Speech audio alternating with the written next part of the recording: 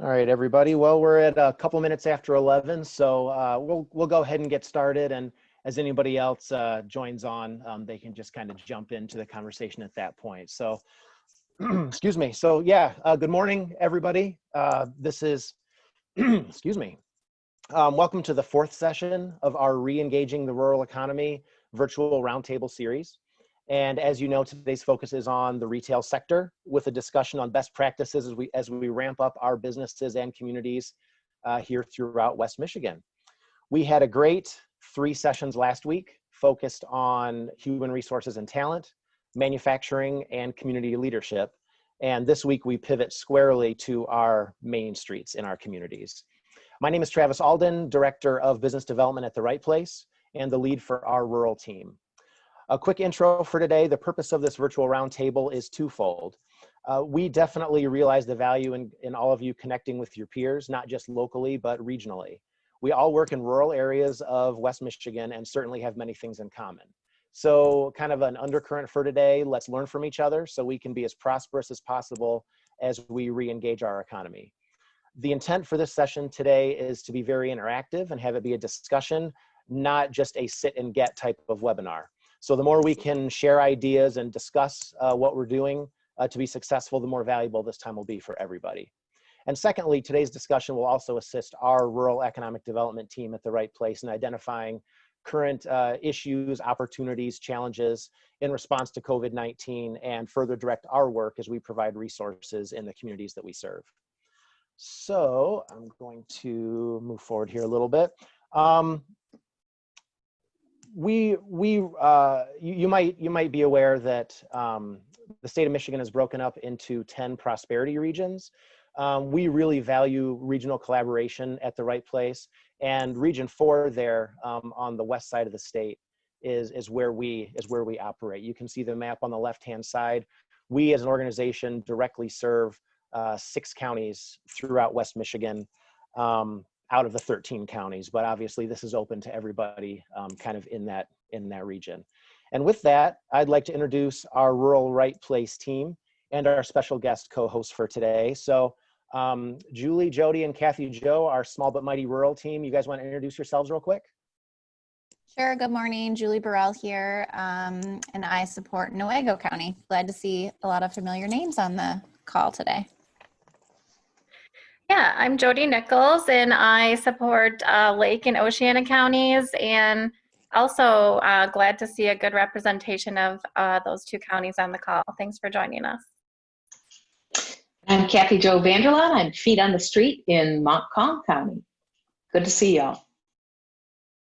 And as I said, I'm Travis Alden, Director of our rural county team and also the boots on the ground in Ionia County.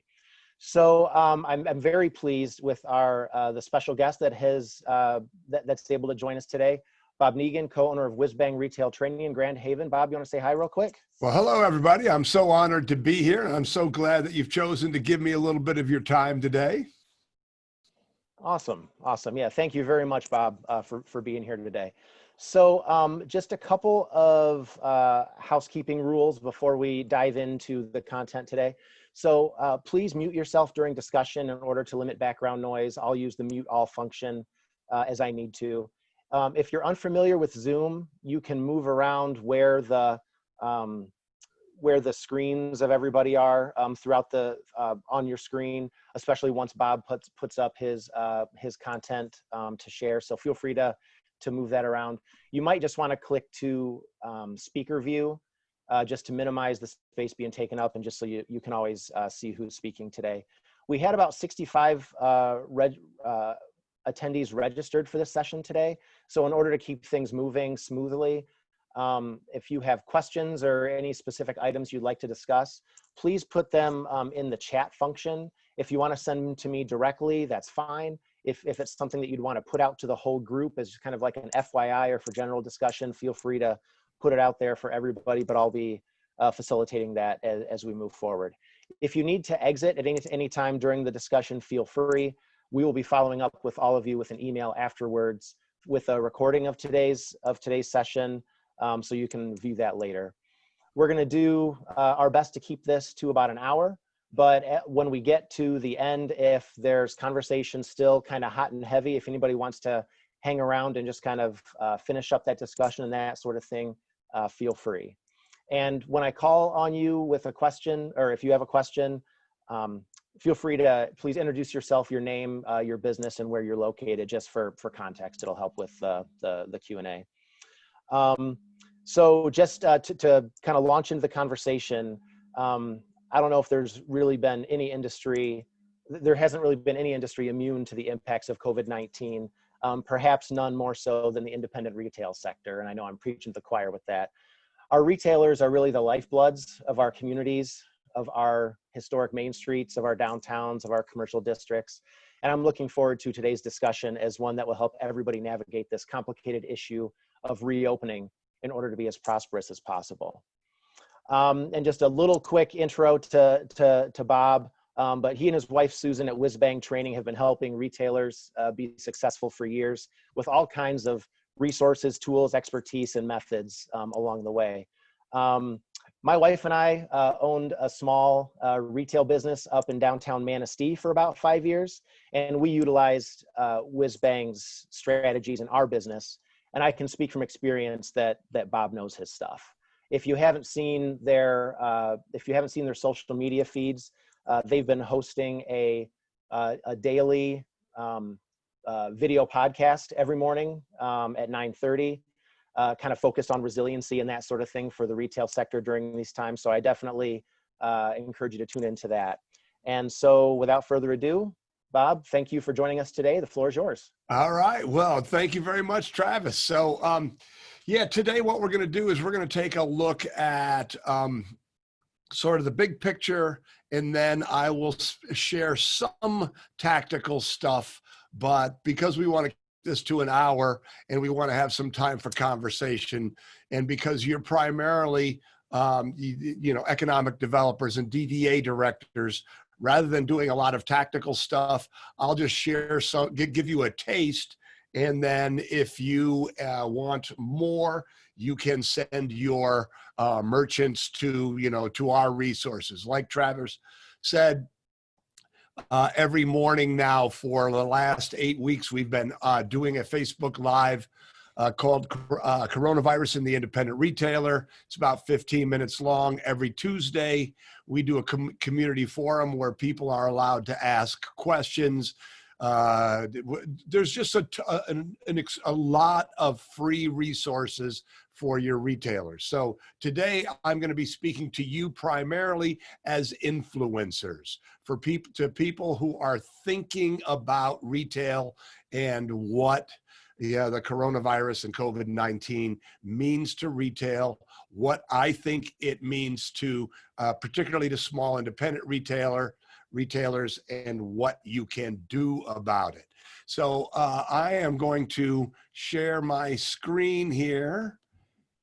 And there we go. That's what I want to do. See, this is why I have my son here. Okay, now I go full screen. Am I right, Joe? Can you all see my face yet? All right. I get the tech crew here with me too. So this is, I've been doing this podcast. I did it for the Canadian Health Food Association just last week. I'm actually doing it for the West Michigan Chamber tomorrow, Oklahoma City Merchants Group on Wednesday. So this program is really making its rounds. But as I mentioned, I'm going to kind of change it up a little bit because this group is a little different. But really, so the first thing to talk about here is, let me just minimize that screen if I may. So just to give you a super quick little bit of my background, in 83, I went up to, I was 20, in 81, I was 23 years old, went up to Mackinac City, Michigan, and started one of the world's first kite stores. I don't know if any of you have been in the Mackinac Kite Company, but yeah, that was my first experience in retail. I'm the guy on the left with the short shorts and the bad mustache. I'm happy to say that both short shorts and bad mustaches are coming back into style. So you might see me there. But so I ran that business for 19 years. When I sold it to my brother, Steve, who was my junior partner, that's him next to me in the picture. And he still runs it successfully to that day. But the reason that I sold it to him was because I wanted to do something else. I wanted to be a retail trainer. I realized how much pain running and building a retail store involved, and I had figured it out with the help of my wife, Susan. And we had turned the Mackinac Kite Company. The first year we did 17,000 in annual sales. When I sold to Steve, we were a $3.35 million company. We started WhizBang retail training. We've been doing this for 20 years. We have programs, products, events. This is a picture from our Retail Success Summit. The Retail Success Summit is the world's largest educational event for independent retailers. We have people come. We have had people come from India, Italy, Russia, literally all over the world to this event. And it happens every year in Grand Rapids. Can't hear anything. It happens in Grand Rapids. So it's not going to happen this year. This year is going to be a virtual event. We'll talk about that in a while. But and I'm hoping that I can enlist you in my quest, because one of our big frustrations about, not big frustrations, but one of the frustrations we have with the Retail Success Summit is we get people flying in from Mumbai, but we can't get somebody to drive in from, from Whaling. And so hopefully if you get to know me and like what I have to say here today, you'll be my advocate in getting your merchants into this room, because it is the top educational event in the world for independent retailers. And we would love to help your merchants become more successful. So now that's who I am, so for my entire adult life, I have been living the world of retail. This is what I do. I eat, breathe, and sleep thinking about your people and how we can help your people become more successful. This change has really, the pandemic has changed retail dramatically. And let's start by having that conversation. And there's problems, but there's also positives. I mean, we don't need to talk about the problems. You live the problems. There are a lot of businesses that are going to fail. Small independent retailers that probably could have made it. The thing about owning a retail store is it's a process. And in the beginning, you're vulnerable. You're vulnerable because you don't have capital. You're vulnerable because you don't have skills. You're vulnerable because you're trying everything with no particular madness to your methods. But as you grow, you become more resilient. You become wiser. You become smarter. And I think that this pandemic is going to take the people who hadn't developed those skills, who hadn't accumulated the capital, who hadn't built the customer base, and those are the most vulnerable. And those are the people who are going to have the most problems. And unfortunately, I think we're going to lose a lot of them. Of course, another problem is going to be the economy. A recession has already started. I don't know how long this is going to last. I don't know what's going to happen with the economy. I don't know. And if you know, you're smarter than anybody else out there. So there's problems. Let's just recognize it. But here's what I believe in the bottom of my heart is that with every problem, there is an opposite positive. So here are the positives for your rural, independent, brick and mortar retail stores. First of all, there are going to be a lot less stores. So, what that means is that there's going to be a lot less stores, and so there's going to be a lot less competition. Of course, there's going to be less money in the economy, but if your merchants are good at doing the things that I'm going to share with you here today, if they become good at becoming customer focused, if they become skilled, if they understand some basic strategies that are particular to this post-pandemic world, they're going to do just fine. They're going to do just fine. So when I talk about less stores, let's think about that for a moment. So even though you're rural, most of you, there's probably a lot of, a lot of shopping that gets done in Traverse City, maybe a little bit in Cadillac, certainly going to Grand Rapids to the mall. And, just as sort of a broader look at retail, department stores are in a world of hurt right now, a world of hurt. Neiman Marcus declared bankruptcy. J. Crew declared bankruptcy. Sears is on its last legs. Penny's on its last legs. And so, that's a big change. The legacy retailers are going out of business. And when legacy retailers go out of business, they affect the malls that they're in, right? So a lot less square footage. And, more to the rural dynamic, when you have strip centers that are anchored by mid-sized chains, mid-sized chains are going to be in trouble too. Why? Because there aren't very many good mid-sized chains, right? Like, I think Dick's Sporting Goods does a good job. But when I look at those types of businesses, I don't see a lot of them that I go, wow, this is a great business. I really want to shop there. And so when a mid-sized chain goes out of business, they tend to affect the other stores that are in their centers. So you're going to see a lot less stores. You're going to see a lot of failures. And you know what? In my opinion, although I never like to see people lose jobs, I never like the human toll, I believe that what is happening right now is a very natural culling of the herd. The businesses that are going to go out of business are the businesses that should go out of business.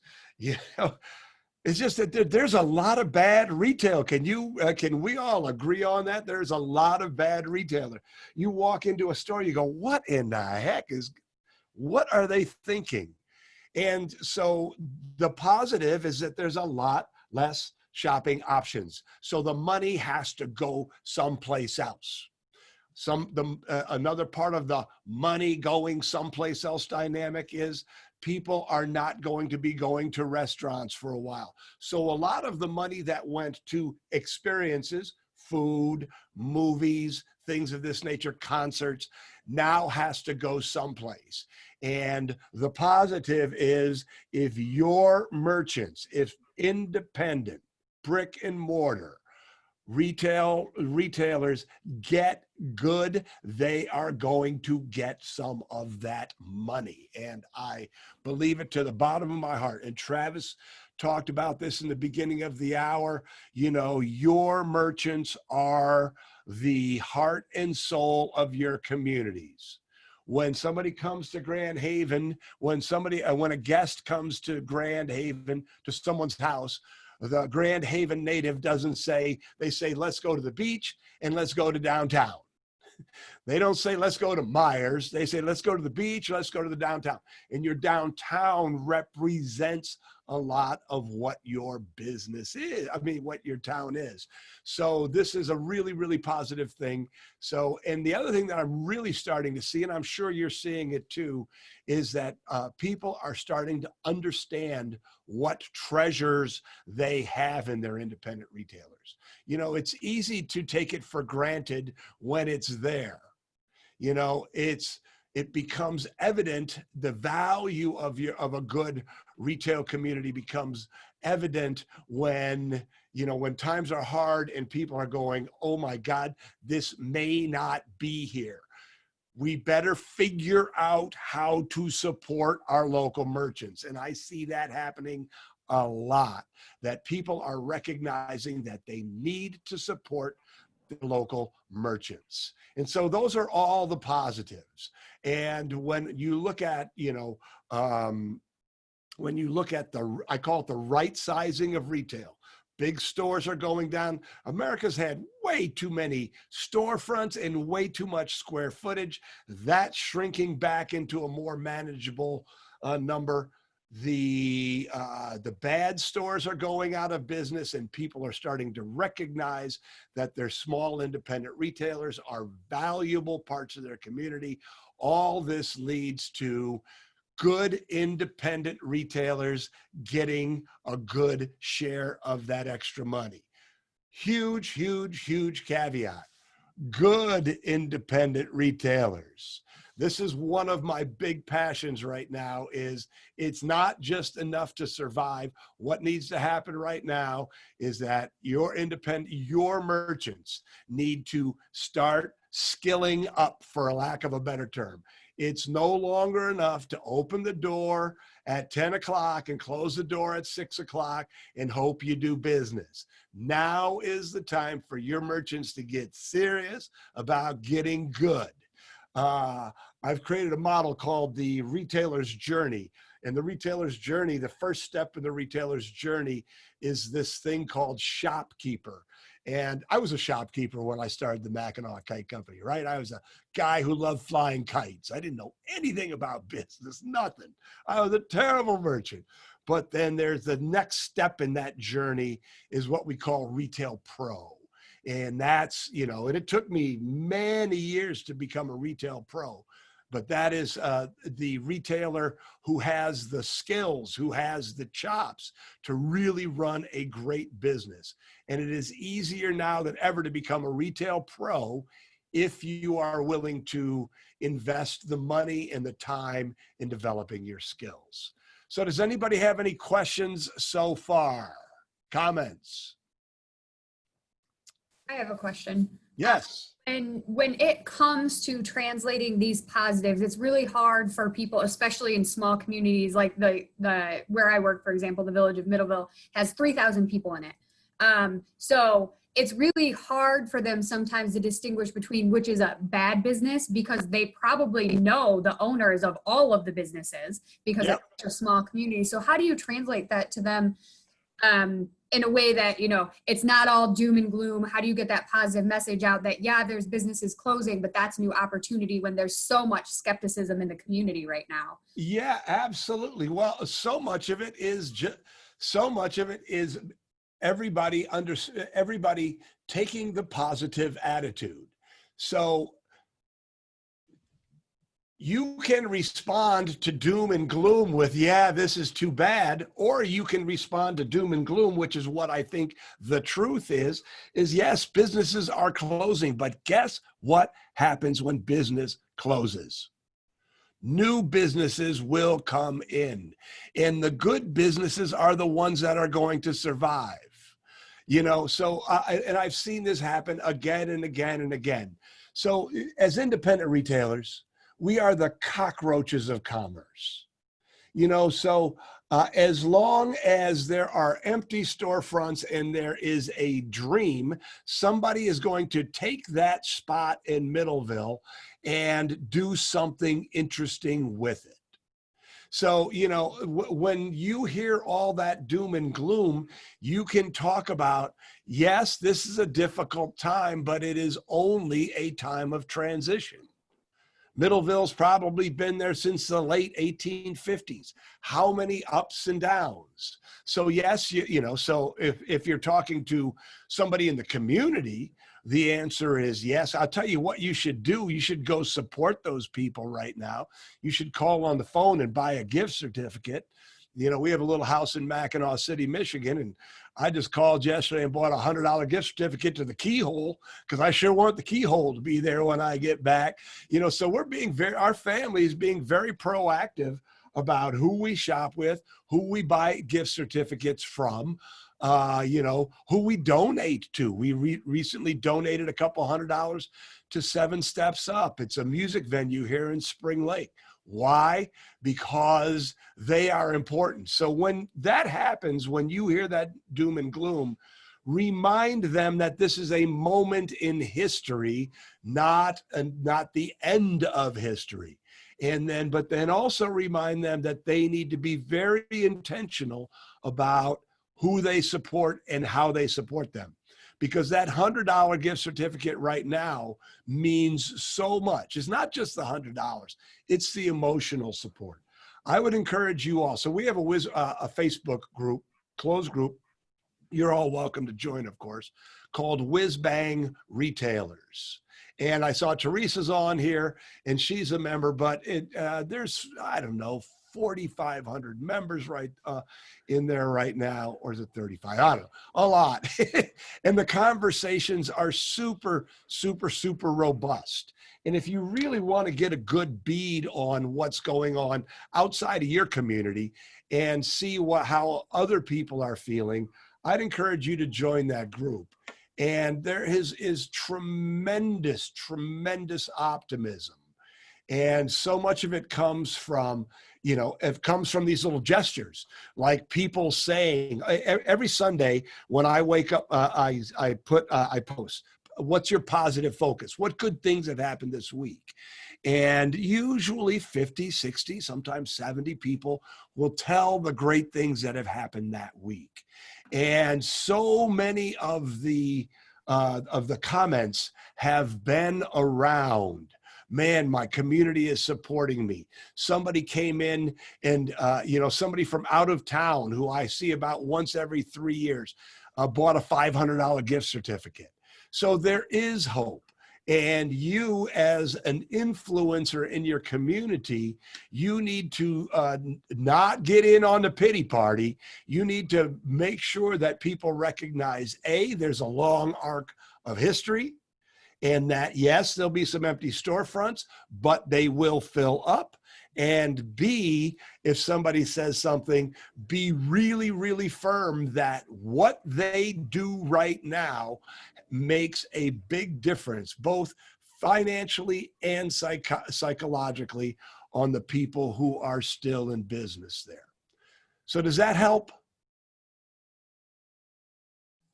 Yeah, I think that makes perfect sense. And we're starting to see that in our communities. We've had a couple of businesses that have announced that they're closing, and everybody has come out of the woodwork saying, don't close. What do we need to do to be able to support you to keep you opening? So you are seeing that.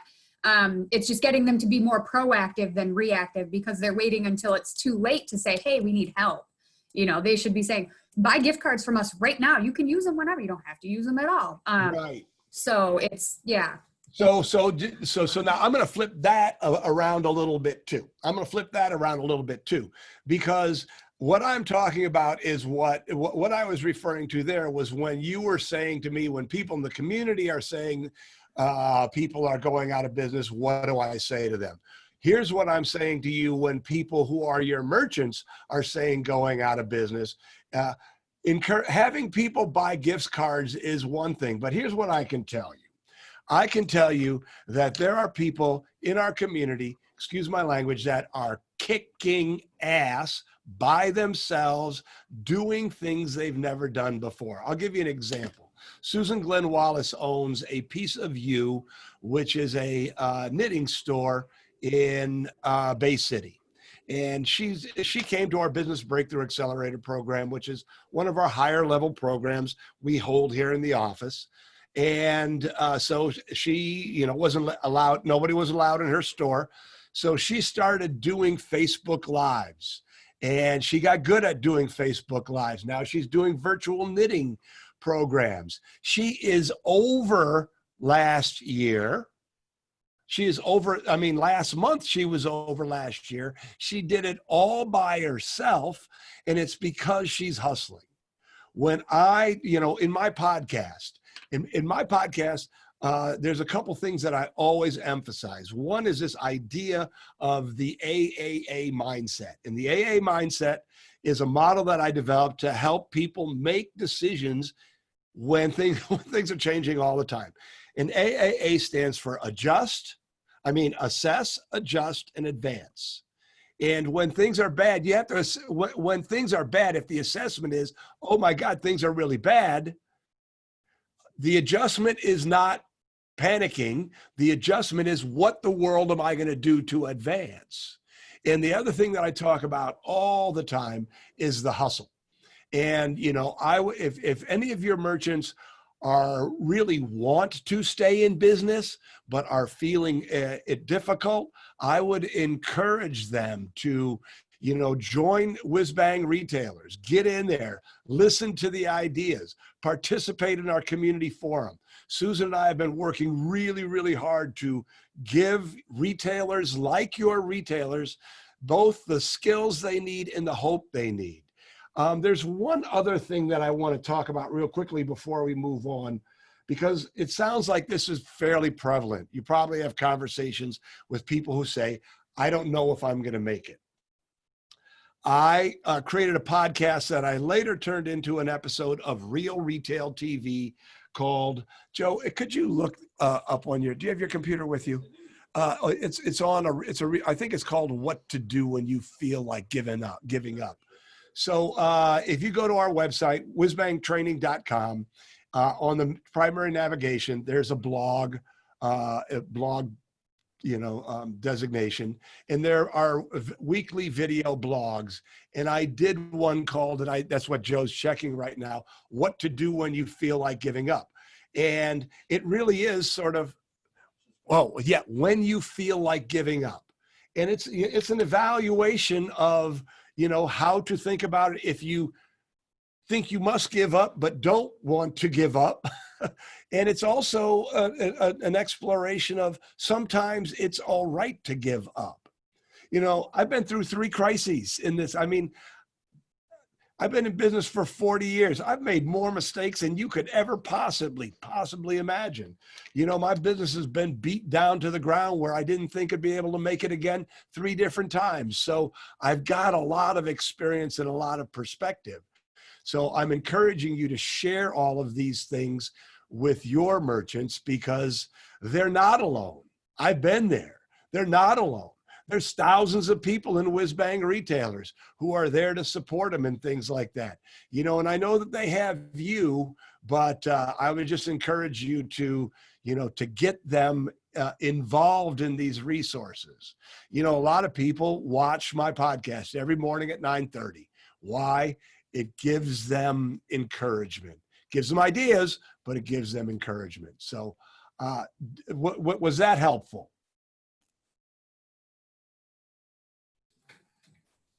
Yeah, I think that's really helpful.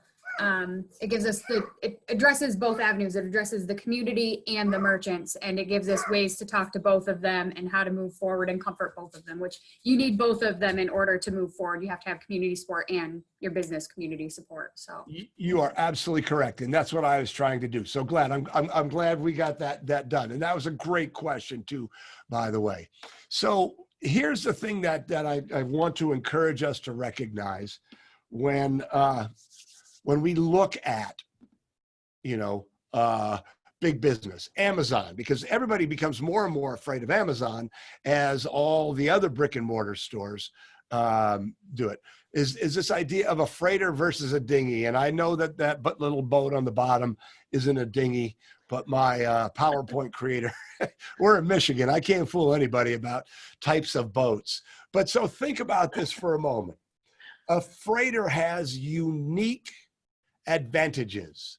A freighter is big, it's powerful, it can carry enormous amounts of cargo, but it is not agile, right? It cannot change direction quickly. It cannot stop quickly. So while it has huge built-in advantages, it also has, by the nature of its advantages, has huge disadvantages. Now, let's talk about the dinghy. A dinghy can turn on a dime. A dinghy in a storm can ground itself on the shore. A dinghy is nimble. And that's what we're talking about when we're talking about retail today. You know, small independent brick and mortar retailers, we are the dinghies. Nimbleness, the ability to try things, the ability to fail, the ability to screw things up. You know, going back to the example of Susan Glenn Wallace, you know, Susan said, she sent me a private note saying, Bob, I got to thank you. You know, before I went to the Business Breakthrough Accelerator, I was just a knitter, you know, who had a little tiny knit store. But you taught me to think like a business person. And now I'm willing to try things. Now, I mean, she said, I would have never, before this pandemic hit, I would have never, ever dreamed of doing a Facebook Live. But now I'm doing more business with a closed store than I was doing before when I had my store wide open. It's that whole idea of the dinghy. And this is why, you know, I mean, I got to tell you, I have never, ever been more bullish on the future of independent brick and mortar retail than I am right now. There will be casualties. You guys are mentioning it. People in your town are deciding to close. But guess what? There's going to be a new wave of people who want to be retailers. This is what happened after 2008, 2009. People went, wait a second.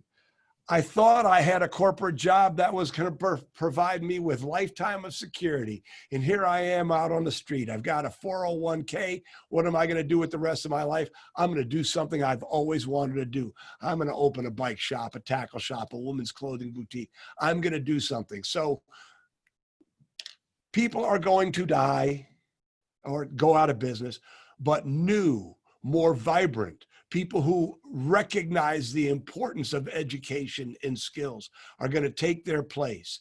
And my official prediction is that in the next 10 years, when people in a small town need to buy something, their first impulse isn't to say, do they have it on Amazon, or should I go to Walmart, or should I go to the mall in Grand Rapids? They say, who in my town has what I want?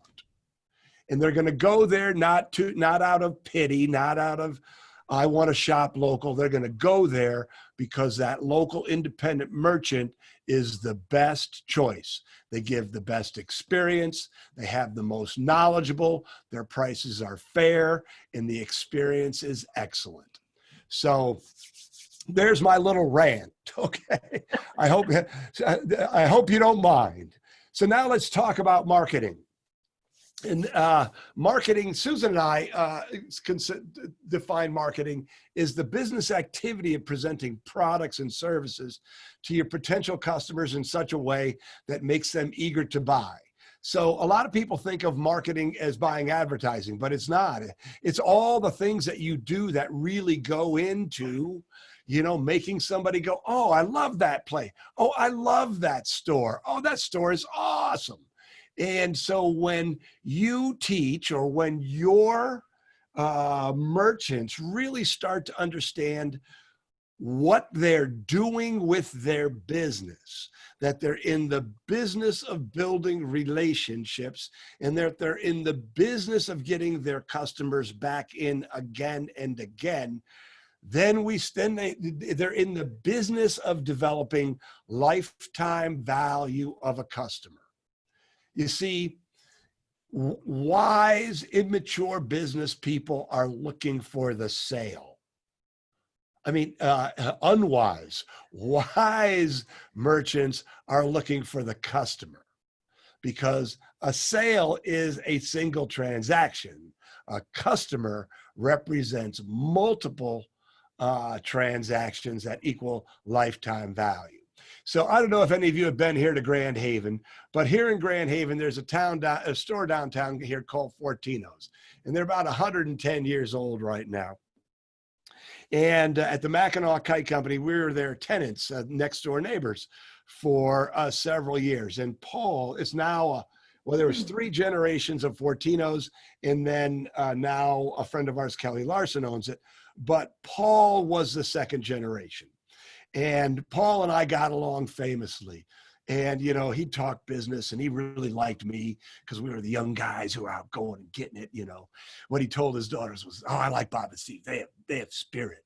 But Paul told me this one day, and it should be the mantra of every single independent retailer. The merchandise mix might change a little bit, but here's what Paul said. They have a beer, wine, gourmet food store. He says, Bob, you know, when a kid comes in when they're little, their parents come in and they buy candy from me, right? And then when they're 16 and they're no longer with their parents, they come in and they buy soda pop from me. And then when they're 21, they come in and they're happy to be able to buy their first 6-pack of beer from me. And then when they get a good job and they become a little more successful, they come in and they buy a nice bottle of scotch from me. And then they take their children in and their children buy candy from me. I was like, oh, Paul, that's the best thing I've ever heard, right? It's not about, the cradle to grave, and not all merchandise mixes, you know, make for a cradle to grave business. But that's the way that we as independent retailers think, especially in downtowns. You want families to love you. So yes, and this is how you figure out lifetime value of a customer. This is something that you can bring. This is a concept that you should talk about with your local merchants a lot. And basically, it's the average dollar times the number of transactions a year. That will give you your average annual value. And then how many average years they come in, that will, you know, multiply it out and you get lifetime value of a customer. It is so, so, so important that your merchants are thinking about lifetime value of a customer. That is what makes great businesses. Great businesses aren't built on a string of transactions.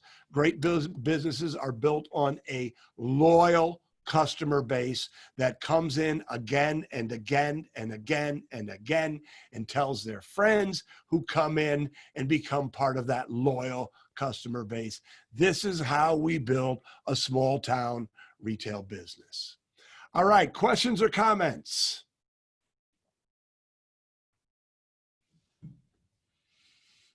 All right, well, I hope that's because I'm explaining it well. Okay, next key concept, something Susan and I developed, and I believe that, again, this ties into lifetime value of a customer and the way that your local independent merchants should be thinking, should be acting, should be behaving. It's WWMCW, and WWMCW stands for what would my customer want? And I believe that this is both a philosophy and a strategy. A philosophy, and it's the way that you run your business. You run, a customer-focused business. But it's also a strategy in that it starts to inform the decisions that you make, the policies that you create, the way that you train your people. You know, you start to ask yourself.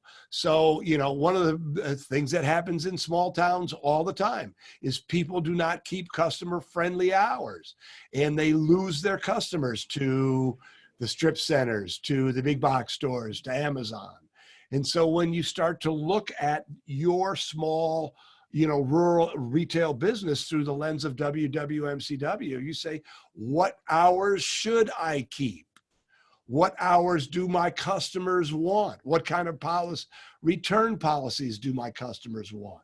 And you see, so what we're always doing is we're looking at our businesses through the lens of what our customer wants and lifetime value.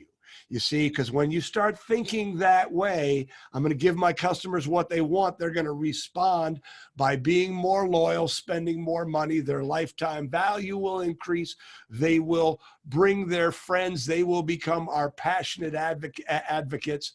We call it an upward spiral of prosperity, right? Every time you do something right by somebody, they become more loyal. As they become more loyal, they bring more people into your business, and those people love what you do.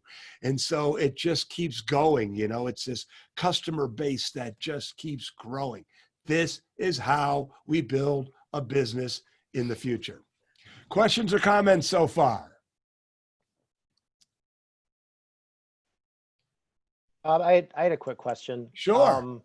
You going back to kind of the marketing thing, and you know, to the experience that you talked about, are there any like specific things that like you mentioned, like the knitting store, are there any specific things that you've seen retailers doing over the last 2 months or so from like an innovation standpoint that you're like, man, they get it? That's a way for them to, I mean, 'cause Oh, the, yeah. the story that you said about somebody doing more business now with their doors closed than when their doors were open because of something specific they did.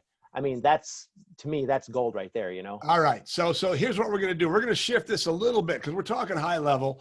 And since you asked that question, I'm going to now we're sort of into, this is the way that I think you should do business. And so so right now the world has changed, and the term that we've coined is omni-experiential, meaning the world used to be about marketing, used to be about getting people to come into your store and spend money, right?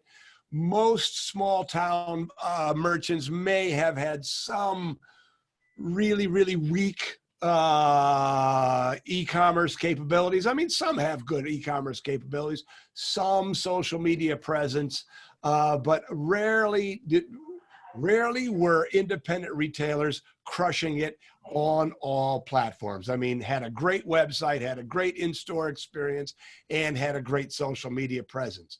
Now it's important that they do all three. We're seeing that all the time. So when I think about omni-experiential, it's really kind of changed. Right now, what I mean is that you need to meet your customers where they are.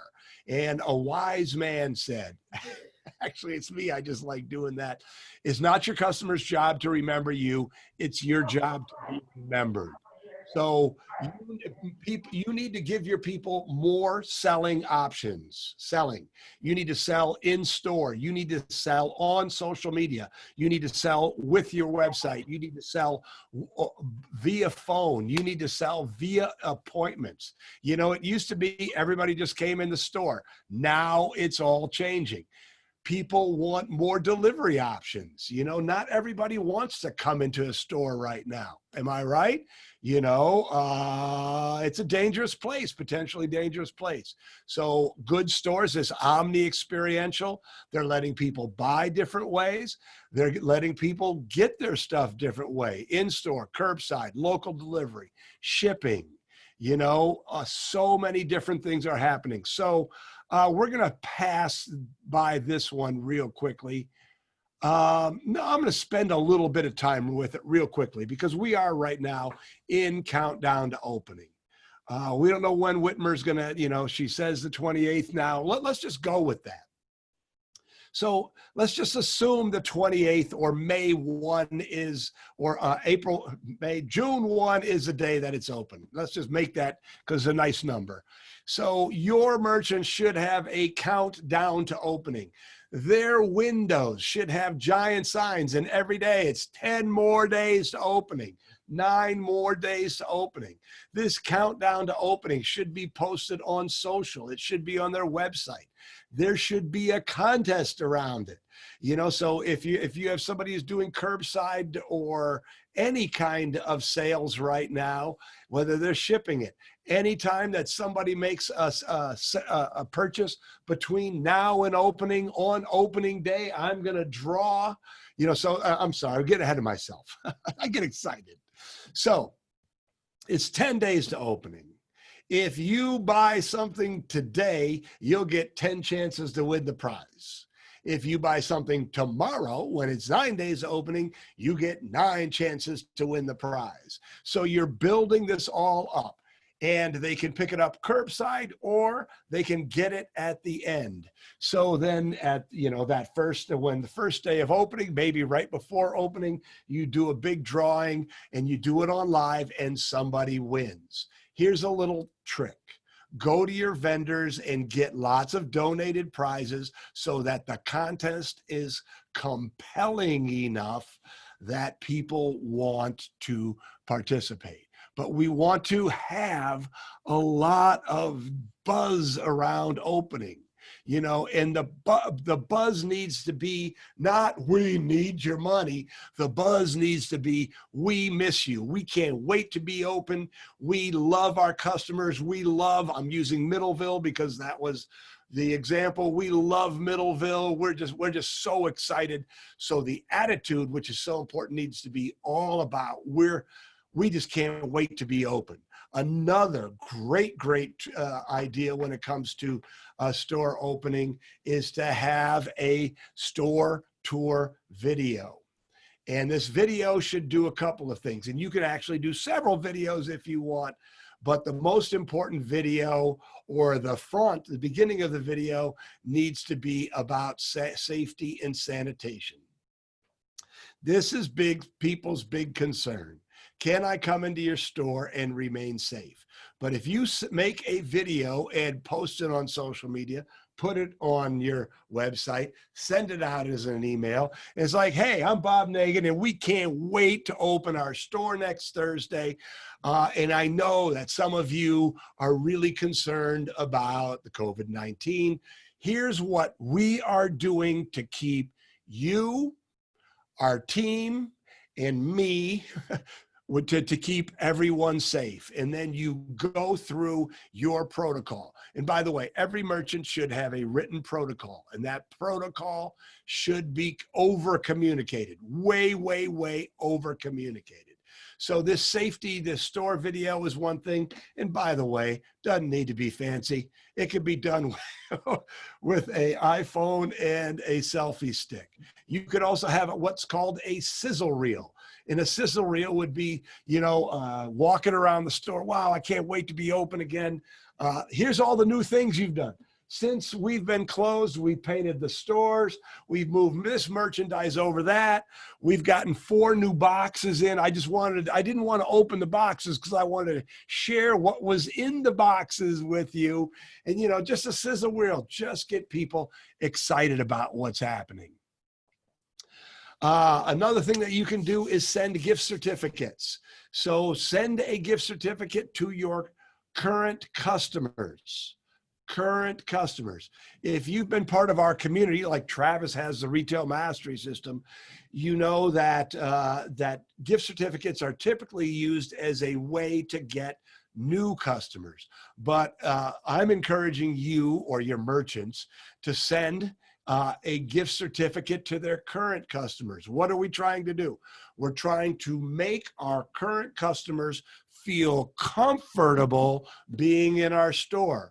And we want to, so we're doing that with our safety procedures, but we want to give them a little prompt. So if you can send a letter with a gift certificate in it, expressing how excited you are to be open again, how much you missed all of your customers, how much you missed your team, how much you missed being in your store, with a gift certificate, that would work well, getting people in. A postcard that has a gift certificate on one side, that's another great thing to do. Expiration dates, I don't care for expiration dates. I just want them to come back in. But if you're taking notes right now and you're going to share this tactic with your merchants, there needs to be this one line of fine print. Please don't forget this. There needs to be one line of fine print on the gift certificate that says, please, only one gift certificate per family. Otherwise, people are going to gather up all the gift certificates and they're going to have 10 $5 gift certificates and expect it to be treated like $50, and you don't want to do that. So any questions on that so far? Hi, Bob. This is Barbara Sims. Hi, Barbara. I wear a couple of hats, which is why I was late, but I just want to applaud your enthusiasm. I just can't wait to do all these things that you're saying. I own a children's book and gift shop on the corner in Pentwater called Storybook Village. Great. And, yeah, and I love this idea of the gift certificates. I have been learning to do everything virtually. Do you feel that this is something that has to be in the mail, or is it something we could do virtually? So here's what, Barbara, this is a wonderful, wonderful question. So the question is, do you want to be cheap or do you want to get the best results? Right? Yeah. So if you want to be cheap, you can do it virtually. You can send an email, but you're not going to get the best results. If you want to get the best results, you send it via the mail. Okay. You know, so my friend Randy Gage has got a great marketing quote. He says, when the world zigs, you need to zag. and everybody's sending COVID-19 emails and things like that. But if they get a postcard that says, hey, here's a $5 gift certificate to, you know, a great store in Pentwater, they're going to use it. The thing about a gift certificate is it somehow turns into money in someone's hands, right? I'm Dutch, and we're known as being frugal. I have never clipped a coupon in my entire life, but I could never throw away a gift certificate because it seems like money. Yeah. So I really like to send it out. Another marketing, and this isn't, you know, another marketing idea is to test.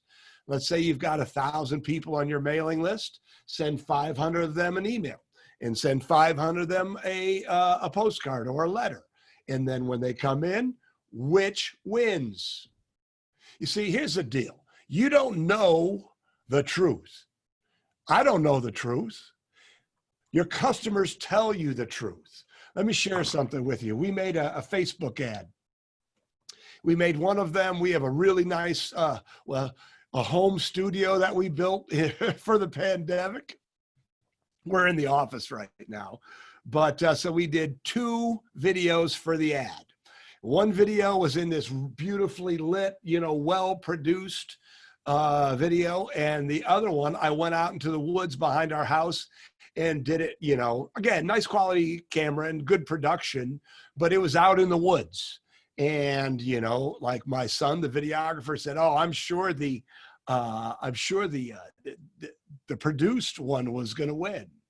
You know, I thought the produced one, the one in the studio, was going to win. The one in the woods outdrew the one in the studio by a mile. So you never know. So if you do half and half, you'll find out. Does that help? Yes, it absolutely does. And I don't know if you did the sharing situation, but those of the people on the call that know me at Storybook Village, we're like, you know, no electronics in the store, you know, Right. the kids play and learn in our store. But I'll tell you, I always share one thing that happened. The children are missing our story times, and they're missing coming and playing in our store. And the most wonderful thing that I did was exactly what you just said.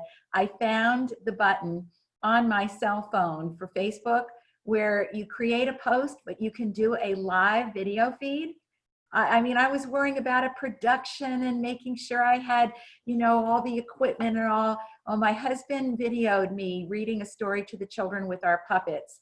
And in a couple of days, the big truck is going to be coming with a huge order of toys and Absolutely. and I will tell you, people did respond. So I'm the one who always says, send a letter, don't do this, you know. So I will tell you that walk across that digital divide. This is an opportunity because people want to see that. And Tom and I did paint our store, we did sanitize, and we are going to do a video of that too.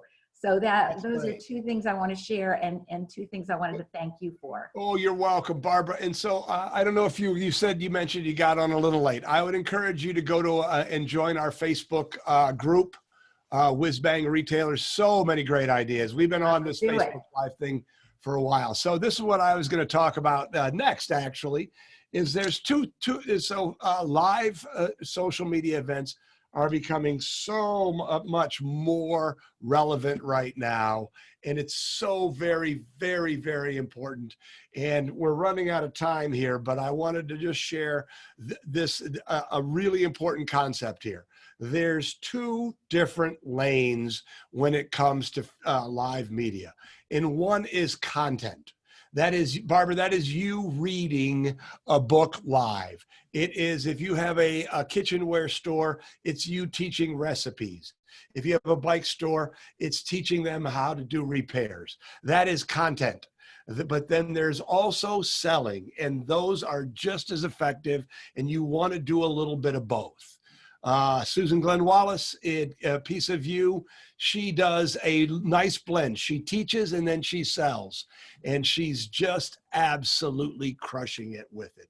And so I think that that's all we really, you know, I've got a lot more that we could talk about, but it is noon. So let's take some more questions. Yeah, and like Bob said, it is noon. And so if people need to take off for the next thing or whatever, feel free. One thing I wanted to do before we officially closed, and if there's additional questions that folks have, I mean, feel free.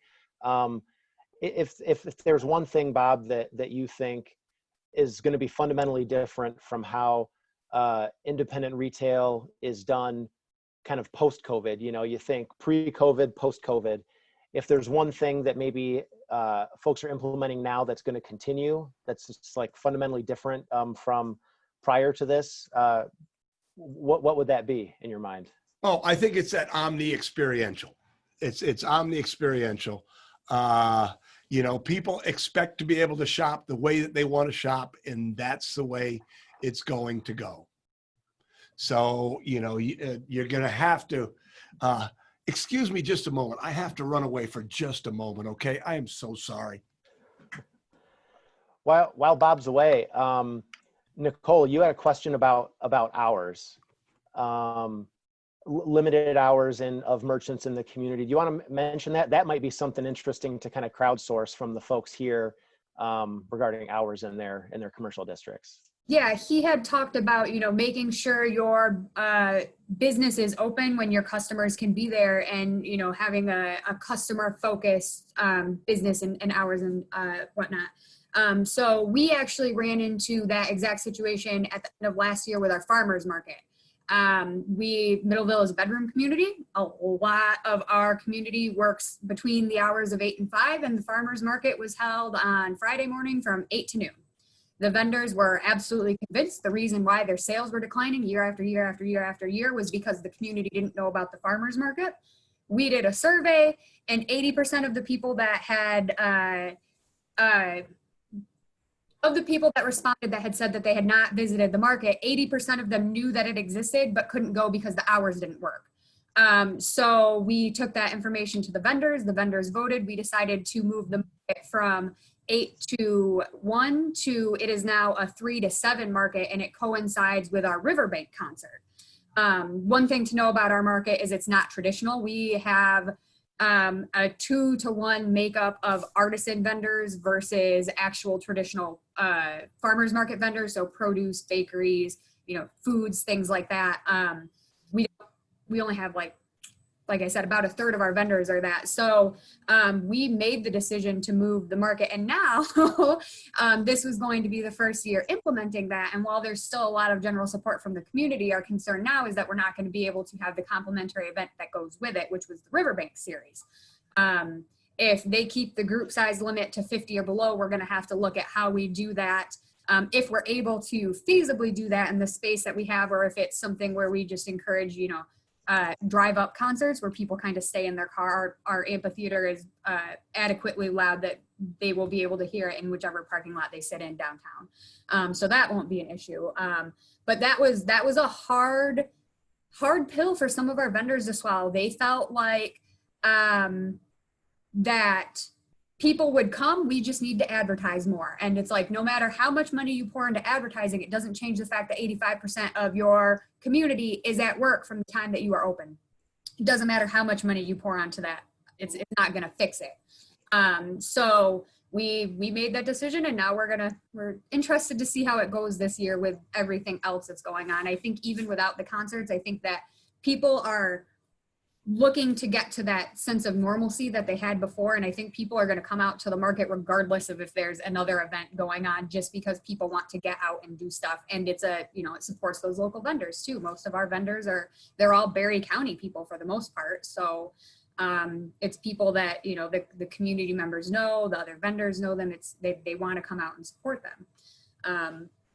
So yeah, we'll see how we navigate that this year, but it was a hard pill to get some of them to swallow. Eventually we did get vendors that were like, you know, that makes sense, that we need to be open when we have customers available, instead of saying this is when we're open, come or don't, we don't really care, which was the general approach that they were taking, which obviously wasn't working. Is there anybody on the call, either from a merchant perspective or like from a DDA perspective, that has played with that kind of hours shift and found success in that? Nicole, I think that's interesting that you're using your farmers market as kind of to, you know, kind of lead the charge with shifting the hours from when everybody's working to when there's more free time. Anybody else been successful with that? My name is Mary Case. I own an art gallery in Ludington. I've only been here 3 years. And so I've been really experimenting with the whole hours thing since I initially opened. And one thing that I found out in the town of Ludington, I'm not actually right downtown. I'm kind of off the beaten path. But one thing I noticed, like with downtown shopping, a lot of the stores were closing like at 5 o'clock.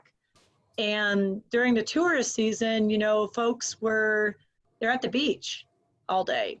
So, you know, to have those hours later in the evening, I ran my shop later in the evening, and it helps because I actually live on the premises. I live upstairs, so I can kind of adjust my hours accordingly, and it's not a huge deal. But I do think that taking a really hard look at when people are actually able to come into the store or want to come into the store, especially if you're in a, you know, a tourist town where there's beaches and parks where people will be out during the day enjoying that, and then they're going to go to dinner. But after dinner, what are they going to want to do after dinner? If they're not ready to go back and settle in at the campground or the hotel, they're going to want to shop. And so if, you know, I think it is important to look at the hours of operation. Travis, can I jump in? Mm-hmm. Yeah, sure. So, and I apologize. I had an emergency, but one of my biggest pet peeves with independent retailers is there's the store hours that they keep. And if you're looking to talk to your merchants about that, just, you know, the phrase to use is you can't sell through a closed door. And one of the things that I'm going to encourage you to do is, you know, if you're one of the influencers, is to get your customers, to get your merchants on our tip of the week and in our WhizBang retailers group, because this conversation comes up again and again and again.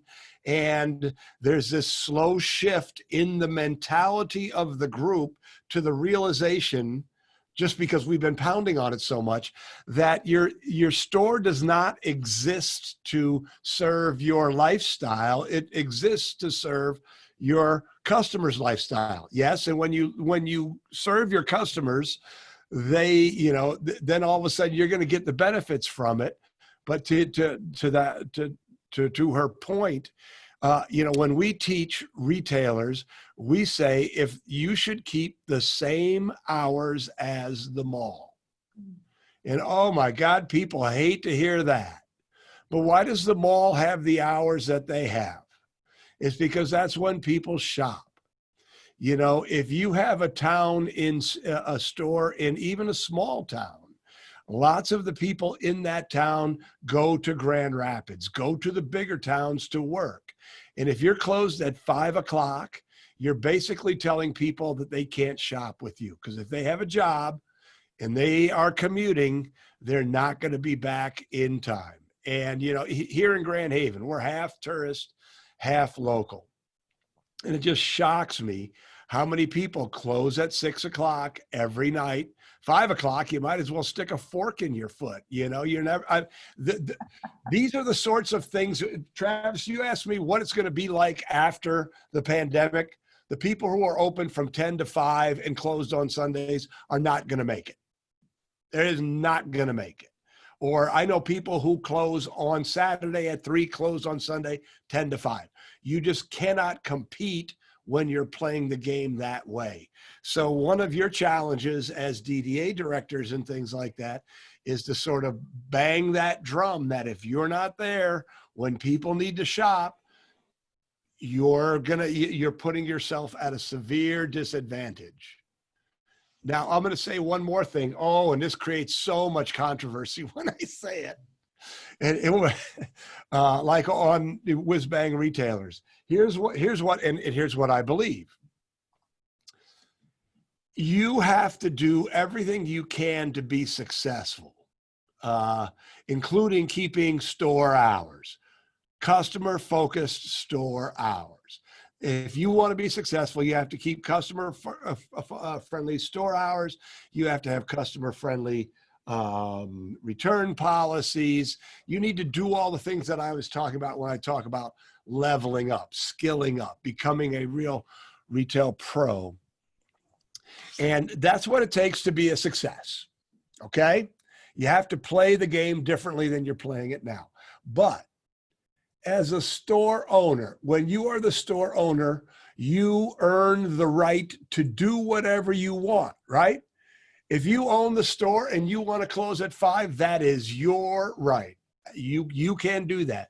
But the minute that you don't do everything you need to do to make your store successful because you don't feel like it, the minute you do that, you lose the right to bitch about business. Because there's all these chamber and DDA directors on this call, and I firmly believe there is a special place in heaven for chamber and DDA directors. I have spoken in every DDA in the state of Michigan, I think, at one time or another. But this is what you're fighting against all the time, right? Is everybody wants you to make them successful. They want you to bring in bigger festivals. They want you to drive more traffic. They want you to do this, that, and the other thing, when in actuality, it is their own responsibility to do the things that they need to do to become successful. And I understand that as part of your job, you can't say that to them. But I do want to share that with you because I think it's a very, I am very firm in the rightness of that opinion of mine. And oh my, people don't like to hear that. What they like is they like you to commiserate with them that business isn't good. And I just refuse to go there. And if you can tactfully do the same thing, I think it would be good for your merchants to hear that kind of message. Yeah, Bob, I think that is just a wonderful, I like the way you did not varnish that one bit. And Jody Nichols and I were talking about this very same thing. Business owners, yes, we would love to get the loans that you don't have to pay back, and we would love the extra advertising. But I'll tell you, over in Storybook Village, we kicked into third gear. We now have a website we didn't have before. We have consistent hours. We let our families know we are open every day except Sunday right now from 10 to 4. Somebody will be there. I was able to hire back some of my staff. Yeah. We've got a table outside with our curbside pickup, and we put our cell phone right on the front marquee. Call us, because guess who knows this store better than anybody? That's exactly right. That's the hustle I'm talking about, Barbara. Good for you. Yeah, we can put a customized gift together. And you know what? People have been driving by and honking and waving. And they open the window. They say, we're just so glad I love it. Water alive. So yes, coming from somebody who is in the helping field with United Way and a store owner, I will tell you, it's the people who have that passion, and maybe not necessarily for the bucks, although there's nothing wrong with that. But this Storybook Village is a service in our community, and our kids and our families miss us. And so we wanted to find a way to do this. And I have to give thanks to our DDA and our Chamber of Commerce, because they have really helped us. But we have to do it ourselves. Nobody is going to look at that bottom line like we are. And this has been a blessing in many cases, actually, in disguise. And that's exactly right. So, and I wanted, here's what I'd like to do, if it's all right with you, Travis, is I'd like to share one more thing, because I know that this is a really good, you are asking for tactical stuff, and we could, I have more to share, of course. I'd be happy to share this slideshow with you, but this is called the name game. And it is a great way to build buzz and get new customers. So, and this is our friend Kelly Larson in the village of Spring Lake, but every day she puts a new name. This is a sandwich board on M104 Busy Street, a new name. And if your name is on the board, you get a free ice cream cone. Okay. But so this is wonderful because people see it, but then here's what happens on social media. You can see there's been 87 shares, 57 people like it, 206 comments. All of a sudden, everybody who knows an Alex is, getting in touch with them and saying, hey, you need to go there. So this is a tremendous way to build buzz and drive traffic. Now, a short-sighted person would say, wait a second, she's giving away ice cream cones. But that, again, is a short-sighted person, because rarely does somebody come in for an ice cream cone for themselves. They bring their entire family, of course. Right now, she is doing professions. So she has, if you are a teacher, if you are a first responder, if you are an essential worker. So this is a tremendous, very, very hyper local marketing technique that you can really, really use. And so now this comes from our friend, Deborah Purdy. She is a Platinum Mastermind Group alumni, and she has 2 eco-friendly stores in Ontario, and she does the name game and you get a free soap. Well, guess what? She understands the lifetime value of her customers, and the number of new customers she got in 1 August was over $110,000. So this is a great, great tactic that you can use. And I just really wanted to make sure we got that in, and I know we're over. But the other thing that I just really wanted to share, and then, we can, Travis, you can choose to end this, or we can take more questions. It's entirely up to you. But here's what I believe in, really, I truly, truly, truly believe this, that some people are not going to change and they're going to go away. And although I hate to see the personal hardship, that's just business, right? If you're not willing to change and adapt, you will get run over by history, by COVID-19, by a depression, by competition. But to you, to all the retailers who are here, to all of you who are working with retailers, I just really want you to understand that there are fundamental changes in the way we're doing retail business now. It used to be that store, as I mentioned, the shift from, the purpose of marketing was to drive people in the store and sell them stuff.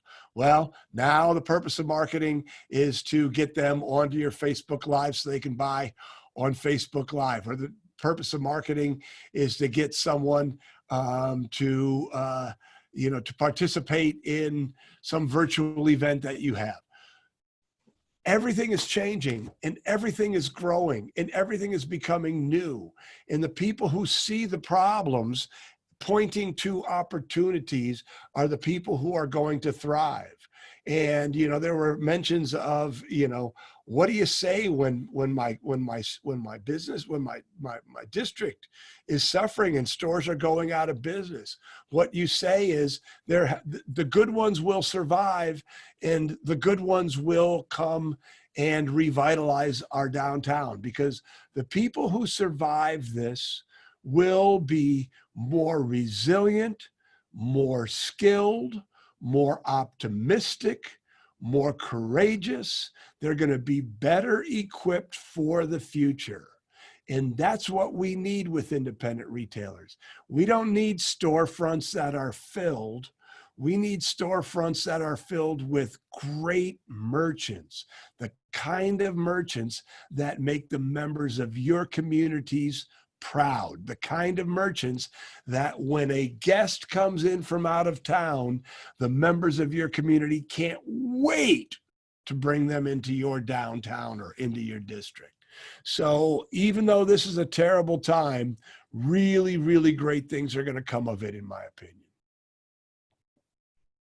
Awesome. Thank you so much, Bob. And I think that goes right in with my biggest takeaway from today is, if nothing else, now is the opportunity to get serious about being good and about getting good in our businesses. And I think that can be applied to any of our organizations, whether we're in retail, dining, economic development, anything like that. So I think that's huge right there for sure. Thank you everybody for sticking around. I know we definitely went overtime today, but obviously it's been really good stuff. Thank you again, Bob, for all of your expertise and your time. We'll definitely be including Hey, can I say something real quickly, Travis? Yeah, go ahead. So I just wanted to put a quick plug in for you, because you work with retailers, and for all of your merchants. The first place I would recommend is just go and sign up for our free weekly tip of the week. And you just go to whizbangtraining.com. We send out a lot of great free information that you can use in your district. Encourage you to, pass it along to your merchants. And then the other thing would be our Facebook group, WhizBang Retailers. There's an H in it. But both of those would be really, really great ways for you to get ideas that you can share. And yeah, I think we are doing good work in the world, and we'd like to extend this relationship farther after today. Yeah, and Bob, if it's okay with you, we'll include links to that information in the follow-up email that we send to everybody who had registered for that. If that Yes, works that's okay. Of course. Yeah, and it is for anybody who hasn't participated in one of Bob's Facebook Live things. Not only is it the morning one each morning, but they also do kind of open forums pretty regularly, which is all just kind of Q&A and that sort of thing. So great opportunity to kind of pose questions and that sort of thing like today. So I definitely and those recommend happen that. Tuesdays at 1 o'clock. All right, good segue there. So thanks again, everybody, for being here. We do have 3 more of these virtual roundtables throughout the rest of this week. Tomorrow focuses on restaurants and dining at 10 a.m. Wednesday is service businesses at 11, and Thursday is kind of an all-encompassing discussion about what rural tourism in West Michigan looks like post-COVID at 10 a.m. on Thursday. So please spread the word. Any of your coworkers or folks in your communities that would benefit from participating in these, feel free to spread the word. So again, thanks everybody for being here. Thanks again, Bob. Really appreciate your time and expertise. You're welcome. Yep. Stay safe, everybody. And Thank you, have a great Bob. day. Very helpful. All right. Thank you. Fun. Thank you. All right, everybody. Take care. Thanks, everybody. Take care. Be safe. Bye. Thanks again, Bob. You're welcome.